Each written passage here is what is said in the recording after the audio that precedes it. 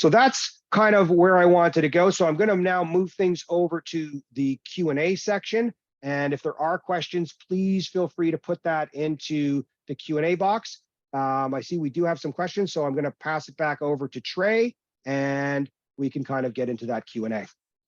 Yeah, Corey, no, thank you very much. And that was quite good, and certainly a lot of information for people to digest. We had some questions that were coming in as you were presenting, and so I'll go ahead and kind of walk down that list with you now. So one of the first questions was, okay, it relates to customization. So what if we have customizations in our SAP Business One deployment?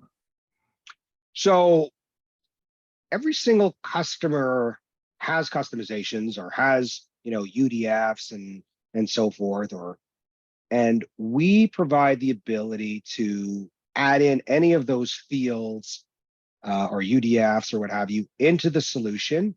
What we always ask a customer to do is typically to start with what's there from a vanilla perspective to get acclimated with how the software and solution works. And then they will be able to better understand which custom fields or UDF fields they want to have in the system, as opposed to saying, oh, I want to include every single one of my UDFs. It just gives them perspective. So, but that being said, it's completely customizable for whatever people want to be able to put into the solution. Awesome. No, very good. The next question we have is, who is the typical user of the QuickStart solution?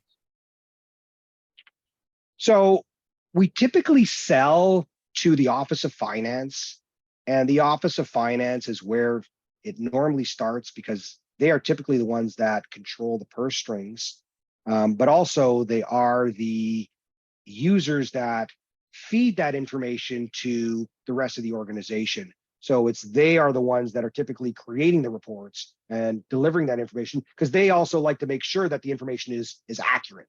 So it's Office of Finance, CFO, controller, anyone in the accounting side. However, that being said, that's where it starts, but it quickly gets deployed to the rest of the business users, because what ends up happening is once the Office of Finance starts delivering or starts showing the users, the business users in the organization, the type of access to information that they have, they want to be able to, then they start asking for more and more information.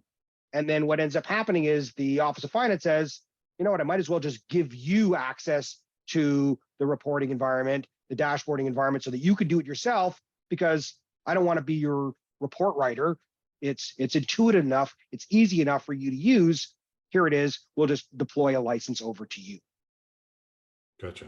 That makes sense. And this next question kind of relates back to some of the things that we learned during our research, and it's, where do the other sources of data get integrated in the solution?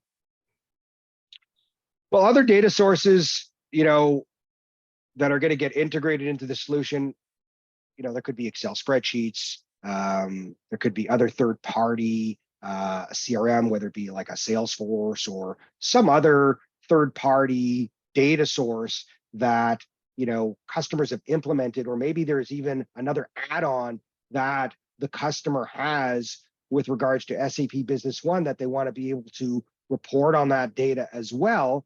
We have that ability to pull that into the reporting system to be able to see things at the same time as the information from SAP Business One, as well as this other third-party data source that they can kind of bring in.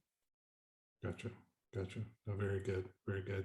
I know that the product's evolving, and so this next question is actually really on point one. Do you have a list of your modules that we could review? Yes, so we actually do. We have our on our website, we have a variety of modules that we kind of make available. So there is a section that we have that I can kind of pull up, and we will make it available for customers to be able to see.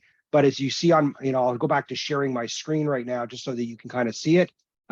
We do have a section on our website that allows you to see all the different modules that are kind of covered inside of our solution, that kind of go through in detail what each of the modules are. And some of them have some some links for you to be able to click on, some videos and so forth to be able to see that information. So it's pretty inclusive of every single module that we have, and we kind of keep all that information up to date as much as possible so the customers can kind of see that information. So again, it's just a matter of visiting the sap.newintelligence.ca, and then if you click on the solutions area, they'll have access to that information. Or again, we'll make that available as one of the links for people that are watching the video, we'll send that information out.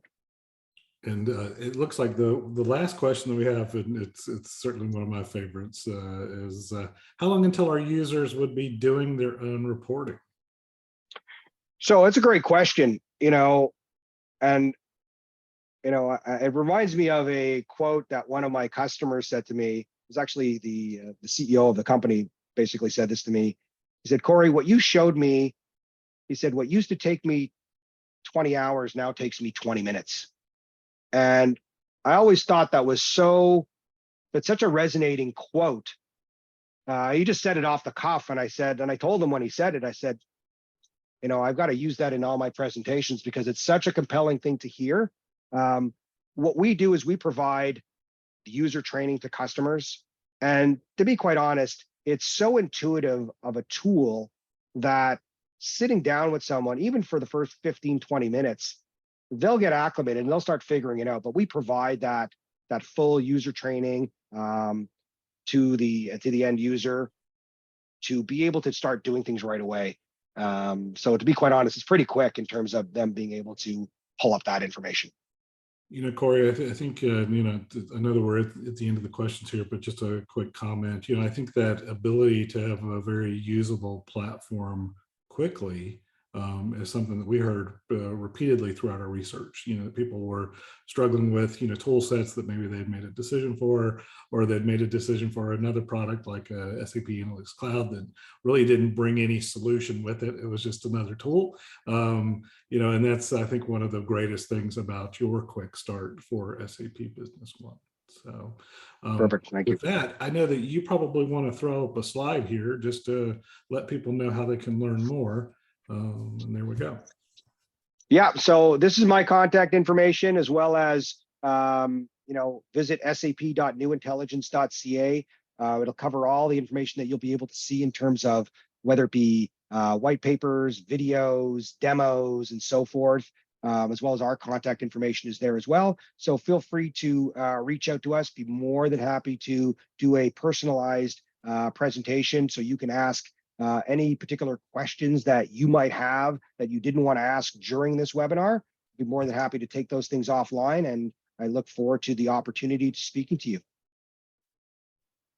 Excellent. Wonderful job today, Corey. I know that brings the webinar to a conclusion, but you'll be sharing the recording of this for all those that attended and obviously those that registered as well. So thank you very much. Perfect. Thank you so much, Trey. Appreciate it.